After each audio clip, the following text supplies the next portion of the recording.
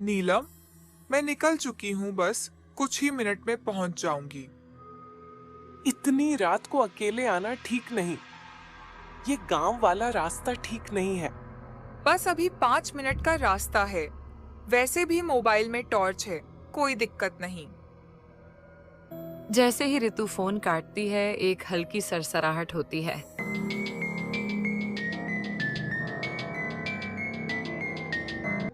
किसी की आहट थी। रीतु यह सब इग्नोर करके फिर से जाने लगता है। आगे जाते जाते रास्ते के किनारे पुराना पीपल का पेड़ के नीचे एक बूढ़ा व्यक्ति बैठा दिखता है। ऋतु घबरा जाती है।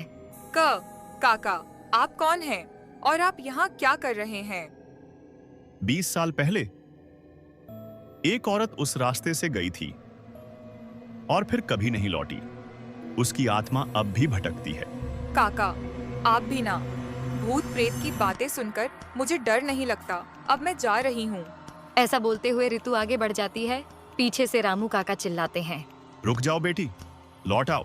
वो आएगी, वो परछाई आएगी, रुक जाओ।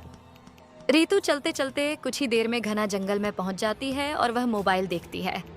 मोबाइल का नेटवर्क खत्म हो चुका था। ऋतु चिंता में। आसपास अजीब सी आवाजें आने लगती हैं, जैसे कोई सीटी बजा रहा हो, किसी की सांसें चल रही हों। ये सब मेरा वहम है, कोई नहीं है इधर। बस जल्दी से निकल जाना है। ऋतु तेज कदमों से चलती है। कैमरा पीछे से दिखाता है जैसे कोई परछाई ऋतु के पीछे चल रही है। कुछ ही देर में बारिश शुरू हो जाती है। ऋतु दौड़कर एक पुराने मकान में छुपती है।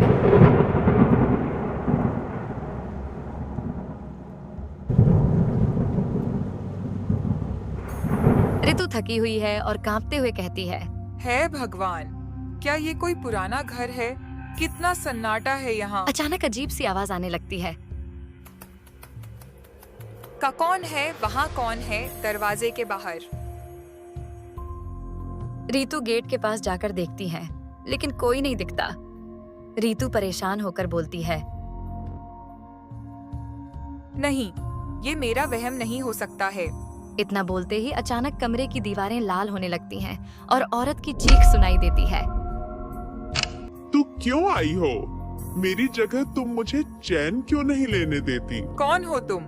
क्या चाहती हो मुझसे? मैं वो हूँ जिसे उसके ही पति ने इस घर में जिंदा जला दिया था, और अब कोई भी औरत इस रास्ते से नहीं जा सकती। फिर दीवारें बदल जाती हैं। ऋतु अतीत में झांकती है। एक शादीशुदा औरत को उसका पति पीटता है। तू मुझसे सवाल करती है? तुझे इस घर में जिंदा जला दूंगा। उसे वहीं पर आग में झोंक देता है।